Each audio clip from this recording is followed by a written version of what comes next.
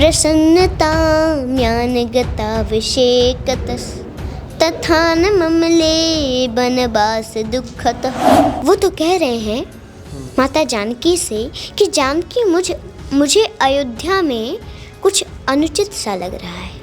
इन्हें अभी राष्ट्रीय बाल पुरस्कार से भी नवाजा गया है राष्ट्रपति के द्वारा। किसी का अपमान करना यानी भगवान का अपमान करना हो जाता है। से कोई खुशी की बात है, बहुत हम खुश हो गए, फिर तुरंत कोई दुख की बात हो गई, बहुत दुखी हो गए तो हार्ट अटैक भी आ सकता है। गुस्सा नहीं आता आपको कभी भी? आप बहुत ठहराव के साथ बोलती हैं। कोई ज्ञान में कम है तो उसको भी ज्ञान दें और अपने लेवल पर लाएं। जी प्रणाम, स्वागत है आपका सच बिहार में और हमें सुमित कुमार। देखिए, देश में टैलेंट और एक तरह से जो कहते हैं ना कि क्षमता लोगों में अद्भुत है, बस उसे निखार की ज़रूरत होती है। हमारे साथ एक ऐसी ही बच्ची बैठी है जिसका एज मात्र 8 साल है। जिस उम्र में बच्चे अमूमन जिद करते हैं टॉफ़ी के लिए, स्कूल ना जाने के लिए या तरह तरह के जिद होता है, उस उम्र में ये कथा वाचन करती है, रामचरित्र मानस का पाठ करती हैं, लोगों को भक्ति भाव सिखाती हैं। अब कहते हैं ना, भक्ति के लिए लोभ मोह माया काम द्वेष से ऊपर उठना होता है। इस एज में कहाँ किसी को समझ में आता है ऐसी चीज़ें? आपको समझ में आता था क्या? आप जब बच्चे थे तो क्या करते थे? हम इस एज में तो स्कूल जाने से बचते थे, बहाना ढूंढते थे कैसे होमवर्क ना करना पड़े। तो अनुष्का पाठक जी हैं और इनका कथा वाचन आजकल बहुत वायरल होता है सोशल मीडिया पे, लोग बहुत ध्यान से सुनते हैं, इनके आचरण को फॉलो करते हैं। तो सबसे पहले तो अनुष्का बहुत बहुत बधाई आपको आपकी इस उपलब्धि के लिए। इन्हें अभी राष्ट्रीय बाल पुरस्कार से भी नवाजा गया है राष्ट्रपति के द्वारा, तो उस पुरस्कार के लिए भी आपको बहुत बहुत बधाई। जी, सबसे पहले आपके चैनल पर देख रहे सभी दर्शकों को मैं प्रणाम करती हूँ। आपको अवार्ड भी अभी दिया गया बाल पुरस्कार के तौर पे। आप इसका महत्व तो जानती होंगी कि देश में कुछ गिने चुने लोगों को ऐसे अवार्ड दी जाती हैं। ये उपलब्धि एक छोटे से गांव से पहुंचकर आपको पाना और इस एज में कथा वाचन के दुनिया में इतना नाम कमाना, कैसे देखती हैं इस चीज़ को? हमको प्रधानमंत्री जी से, राष्ट्रपति जी से, स्मृति ईरानी जी से सबसे मिलकर बहुत अच्छा लगा। जी, कथा वाचन की शुरुआत कैसे हुई अनुष्का? अब इस एज में, इस उम्र में आपके दोस्त कौन है? क्योंकि बच्चे हमेशा जिद करते हैं खिलौनों के लिए। इस एज में तो जिद होती है बच्चों में, स्कूल ना जाने के लिए। जैसा बताया कि होमवर्क आज नहीं करेंगे पापा, लेकिन आपने पूरा कथा वाचन सीख ली, तो ऐसे कैसे हुआ पॉसिबल? रामकोला शहर में हमारे पिताजी कथा कर रहे थे। अब वहीं पर हम कथा सुनने गए, कथा सुने और जो भी सुने हमें याद हो गया। एक बार में याद हो गया? जी, और अगले दिन जा करके उसको हम कह दिए और तभी से कथा कहना शुरू कर दिए। अच्छा, संस्कृत के कई सारे श्लोक होते हैं जो हमारे पल्ले ही नहीं पड़ता था। हम इतना तक कि 10th में थे तब भी नहीं समझ में आता था या मन नहीं लगता था संस्कृत पढ़ने में। आप रामचरितमानस पूरी मतलब बताती हैं, लोगों को समझाती, उसके भावार्थ बताती हैं। ये कैसे याद हो गया आपको एक बार में? ये सब तो भगवान की कृपा है। जी, कौन से भगवान में सबसे ज़्यादा आस्था है? और मेरा एक सवाल होगा कि इस उम्र में क्या बच्चों को समझ आती है कि भगवान क्या है, ईश्वर क्या है? मैं आपसे एक सवाल पूछूं एक लाइन का, तो आप क्या जवाब देंगी?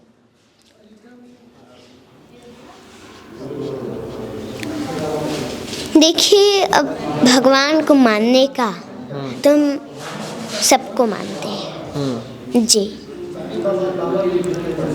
और मैं आपको एक बात बता दूं, सभी लोग आपस में झगड़ा करते हैं, ऐसे वैसे लड़ते हैं, तो ऐसा नहीं करना चाहिए।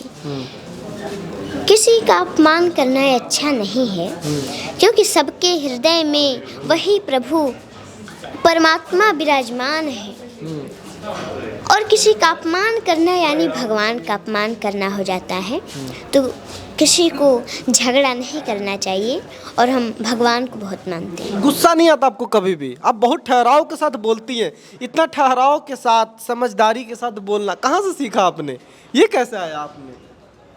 अभी हम किसी गुरुकुल में नहीं पढ़े हैं, वो सब तो भगवान की कृपा। सब भगवान की कृपा है। आपको बाय बर्थ बाय नेचर ये सब प्राप्ति हो गई एक तरह से। जी। किस क्लास में हैं आप? स्कूल तो जाती होंगी, स्कूल में पढ़ाई होती होंगी आपकी, क्या पढ़ाई में मन लगता है आपका? मतलब जो नॉर्मल क्लास रूटीन होता है उसमें? जी, या फिर लगता है, लगता है। तो एग्जामिनेशन का प्रेशर आप पे नहीं होता? आप तो कथा वाचन करती हैं, तो ये प्रेशर नहीं होता कहीं एग्जाम आ रहा है उसमें पेपर लिखना, ये सब नहीं होता अब आपको टेंशन? नहीं, हम पेपर देते हैं। जी। पेपर देते हैं। तो और आपके दोस्त कौन लोग हैं? अभी आपके बच्चों के दोस्त होते हैं जो खेलने के लिए जाते हैं, आप खेलने या फिर और अदर चीज़ों में पार्टिसिपेशन आपका क्या होता है? जीरो या फिर सिर्फ कथा वाचन? देखिए, अभी स्कूल में हमारे ज़्यादा दोस्त नहीं हैं। क्यों? आपकी मतलब आपको क्या, क्यों दोस्त आपके नहीं है? मतलब आपको ये नहीं लगता कि ये लोग इतने, शायद हमारी इतनी बुद्धिजीवी नहीं है, या फिर आपको लगता है कि वो लोग और चीज़ों में लिप्त रहते हैं तो मुझे नहीं करना ये? मैं आपको एक बात बता दूं, कोई आप जैसे कह रहे हैं वैसा नहीं है। क्योंकि भगवान कृष्ण तो द्वारका के राजा थे और सुदामा जी इतने गरीब थे, लेकिन हम अगर ज़्यादा धनवान हैं और कोई ज़्यादा धनवान नहीं है तो उससे हम मित्र न बने। ये कहें कि अरे हमारे इतना पैसा वाला नहीं है तो ये अच्छा नहीं है। किसी को भी अगर कोई गरीब है उससे भी मित्रता करनी चाहिए।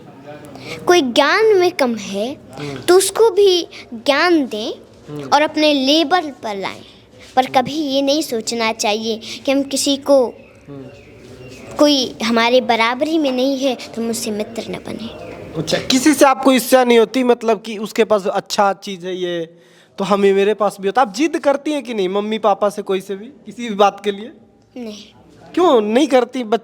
तो मतलब बच्चों का यह गुण होता है ना कि जिद करना किसी भी चीज़ के लिए। आप कुछ किसी भी चीज़ के लिए जिद नहीं करती? थोड़ा भी नहीं? अभी जैसे आपको मन हो कि कथा वाचन के लिए आपको जाना हो और आज लगता हो कि आज नहीं है जाने का मन, तो ऐसा कभी होता है कि नहीं गए, नहीं जाएंगे आप? देखिए, जाने का मन नहीं होता है। तुम्हारे पिताजी ऐसा नहीं कहते हैं कि तुम चलो, तुम्हें कथा कहना ही है। अगर हमारा मन नहीं रहता है, तुम्हारे पिताजी ऐसा नहीं कहते हैं, वो भी कथा करते हैं, वो भी कथा कहते हैं। अच्छा, रामचरितमानस के कोई श्लोक आप सुनाएंगी और उसका मतलब हमें बताएंगी? क्योंकि हमें नहीं पता, हमें नहीं समझ में आती चीज़ें इतनी जितनी आपको समझ है इस उम्र में भी। भगवान राम का विवाह हुआ, वो अयोध्या आए, कुछ दिन बीता, पता चला उनका राज्याभिषेक होने वाला है, लेकिन वो उस समय प्रसन्न नहीं हुए। और किसी को तो छोटा मोटा पद मिल जा रहा है, अरे हम मंत्री साहब, मैं विधायक, मैं सांसद, मैं ये मैं वो करने लगता है। लेकिन वो राजा बनने वाले थे, लेकिन वो तो कह रहे हैं माता जानकी से कि जानकी मुझे अयोध्या में कुछ अनुचित सा लग रहा है।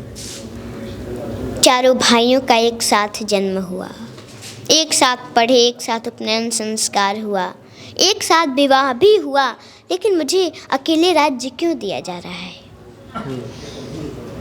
प्रसन्नता म्यानगता विषेकतस् तथा न ममले बनवास दुःखतः मुखं भुजश्री रघुनंदनस्य मे सदस्तु सा मंजुल मंगल प्रदा। और फिर अगले दिन पता चला नहीं 14 वर्षों का वनवास मिल गया। वो उस समय दुखी भी नहीं हुए। इसलिए इससे हम लोगों को ये शिक्षा मिलती है कि हर परिस्थिति में एक समान रहना चाहिए। कोई खुशी की बात हो उसमें ज़्यादा खुश भी नहीं होना चाहिए, और कोई दुख की बात हो उसमें दुखी भी नहीं होना चाहिए।